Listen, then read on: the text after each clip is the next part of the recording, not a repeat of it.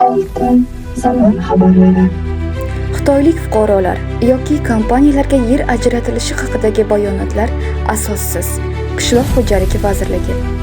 Ijtimoiy tarmoqlarda Samarqand viloyatining Urgut tumanida mansabdor shaxs tomonidan ekishni xohlamaganlarning yeri xitoyliklarga berilishi aytilgan videolar tarqaldi.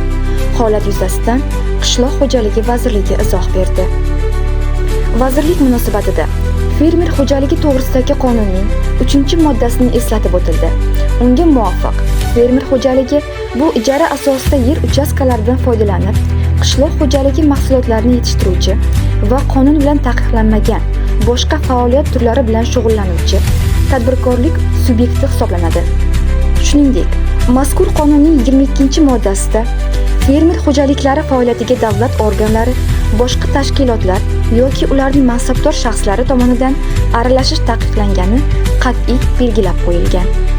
Vazirlik Yer kodeksining 24-moddasini ham keltirgan. Unga asosan, yer uchastkasini ijaraga berish shartnomasini muddatidan oldin bekor qilish faqat taraflar o'zaro kelishuvi asosida yoki sud qaroridan kelib chiqib amalga oshirilishi mumkin.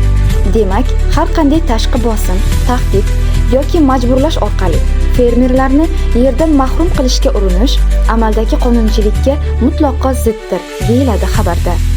Shu bilan birga Yer kodeksining 16-moddasi ham ko'rsatildi. Xususan ushbu moddaga muvofiq O'zbekiston hududidagi yer davlat mulki hisoblanadi.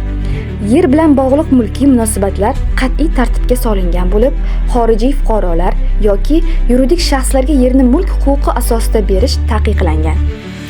Shu bois xitoylik fuqarolar yoki kompaniyalarga yer ajratilishi haqidagi bayonotlar asossiz, qonunga zid va haqiqatga to'g'ri kelmaydi.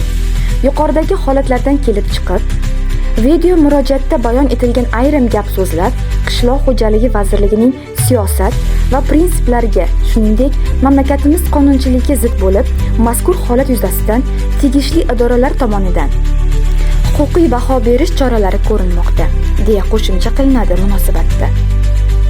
Bu ma'lumotlar Daryo.uz saytidan olindi. Sizlarni bu yangiliklardan baxabar qilgan jurnalist Sevinch Oy Zafar qizi.